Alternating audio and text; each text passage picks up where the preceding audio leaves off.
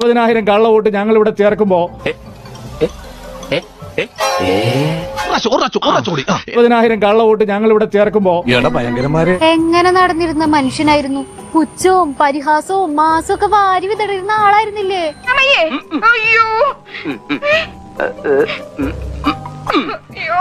എന്തൊക്കെയായി കാണിക്കുന്നേ? എന്റെ വിഷമം എന്താണെങ്കിലും പറ, ഞങ്ങളൊന്ന് സന്തോഷിക്കട്ടെ. എഴുതി വെച്ചിട്ടുണ്ടോ ഞാനൊരു വിവരം കെട്ടവനാണെന്ന്? എഴുതി വെച്ചിട്ടില്ല.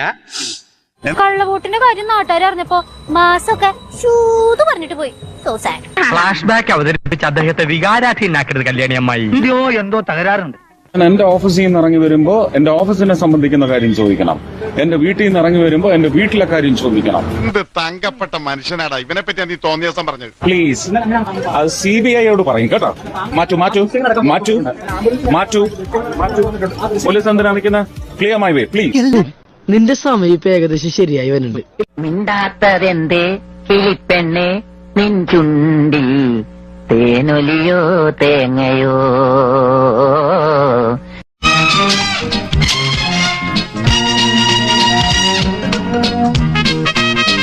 ഒന്നും മിണ്ടാത്ത അവനിനി മിണ്ടൂല. അവനിനി ജീവിതത്തിൽ ആരോടും മിണ്ടൂല. ആളാവാൻ വരരുത്. അത് കണ്ടാൽ തന്നെ അറിയാം അയാൾ ഒരു പൊങ്ങച്ചക്കാരനാണ്. തീർച്ചയായിട്ടും അവിടെ വിജയിച്ച MP എന്നുള്ള നിലയിൽ അദ്ദേഹത്തിനും അദ്ദേഹത്തിന്റെ പാർട്ടിക്കും അതിന്റെ അകത്ത് ഉത്തരം പറയാനുള്ള പൂർണ്ണമായ ബാധ്യതയുണ്ട്. അവരത് പറഞ്ഞേ മതിയാവും. തുറന്ന് ഞാൻ തന്നെ പറയണോ അല്ലേ? ഞാൻ പറയില്ല. ഞാൻ എന്നെ പറഞ്ഞില്ല ഇതൊക്കെ പറ്റിപ്പാണം. ഇയാളെ ഇനി നമ്മൾ വിശ്വസിക്കൂല. കള്ളെ കാട്ടുകളെ. കുടുംബക്കാരെ മുഴുവനും തെരഞ്ഞെടുപ്പിന് വേണ്ടി തൃശ്ശൂരിൽ കൊണ്ടുവന്ന് വോട്ട് ചെയ്യിപ്പിക്കാം. കുമ്പിടീനെ മനസ്സിൽ ധ്യാനിച്ചുകൊണ്ട് സഹോദരന് 2 ജില്ലയില് വോട്ട് സെറ്റാക്കാം. ഒഴിഞ്ഞു കിടക്കുന്ന ഫ്ളാറ്റുകൾ കേന്ദ്രീകരിച്ച് കള്ള വോട്ട് ചേർക്കാം. ഇതൊക്കെ ഇങ്ങനെ പറ്റണു? ചുമ്മാ ഇങ്ങനെയുണ്ടോ കള്ളന്മാര് ലോകത്ത്? വെറുതെ ഇങ്ങനെ ഓരോ റൂമിലും കയറി വന്ന് നട്ടാക്കുരുക്കഥ നുണകൾ പറയല ഇവന്റെയൊക്കെ ഹോബി. സാരില്ലടാ, നീ എവിടെ പരിപാടി അവതരിപ്പിച്ചാലും ഇത് തന്നെയാണല്ലോ നിന്റെ നേരമാണ് ചോദിക്കുന്നു. എന്തെങ്കിലും ഒന്ന് പറയടാ. അപ്പൊ മുതലാളിക്ക് ഇത്ര നേരമായിട്ട് മനസ്സിലായില്ലേ? ഇവൻ പൊട്ടനാണ് മുതലാളി. എനിക്ക് വേണ്ടി രമണൻ ഗോദായിലേക്ക് ഇറങ്ങുന്നതാണ്. ക്ഷത്രിയനല്ലേ? ഒരു ഗംഭീര അടി നടത്തേണ്ടി വരും. കൂടെ ഒന്നോളൂ. ഞാൻ നിൽക്കില്ല.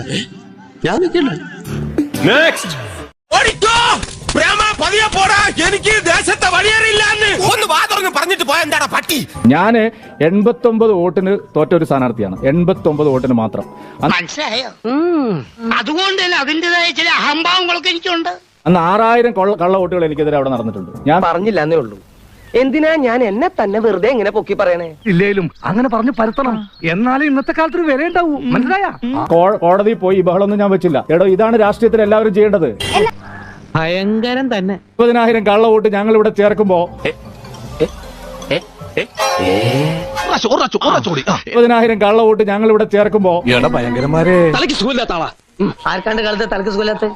അല്ല, നിങ്ങൾ എന്നെ കൊണ്ടേ പോവും. അതത്രേ പോകുള്ളൂ. 60,000 കള്ള വോട്ട് ഞങ്ങൾ ഇവിടെ ചേർക്കുമ്പോ കേരളത്തിലെ ഏറ്റവും വലിയ പാർട്ടി എന്ന് അവകാശപ്പെടുന്ന CPM-ഉം ഏറ്റവും വലിയ ജനപിന്തുണയുള്ള പാർട്ടി എന്ന് പറയുന്ന UDF-ന്റെയും പ്രവർത്തകർക്ക് അത് കണ്ടുപിടിക്കാൻ കഴിഞ്ഞില്ലെങ്കിൽ നിങ്ങൾ കെട്ടിത്തൂങ്ങി ചാവുന്നതാണ് നല്ലത്. ഒരു മാറ്റമില്ലല്ലോ. പ്രാന്താണ്. അയ്യോ പൊന്നു മോനെ, പ്രാന്ത് എന്ന് പറഞ്ഞ ഈ സൂക്കറിനെ കുറച്ച് കാണരുത്. ഇത് അതുക്കും മേലെ. 2029 മാത്രമല്ല 2034 സുരേഷ് ഗോപി ഇവിടെ തന്നെ ഉണ്ടാവും. ഇനിയും വോട്ട് ചേർക്കും. സത്യം, ശിവം, സുന്ദര. വലിയ ഭൂരിപക്ഷത്തിൽ, ഇരട്ടി ഭൂരിപക്ഷത്തിൽ ഞങ്ങൾ ജയിക്കും. നിങ്ങളെ ചലഞ്ച് ചെയ്യുന്നു ഞാൻ. നിങ്ങളെ നാണം കെടുത്തല്ലേ നായിന്റെ മോനെ. പറയുന്ന നിനക്കില്ലേലും കേൾക്കുന്ന എനിക്കില്ലടാ ഒരു ചളുപ്പ്.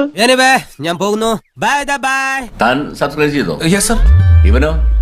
ചെയ്യിച്ചു സർ. ബെല്ലൈക്കൺ ഞെക്കിന്ന് പറടാ. സർ.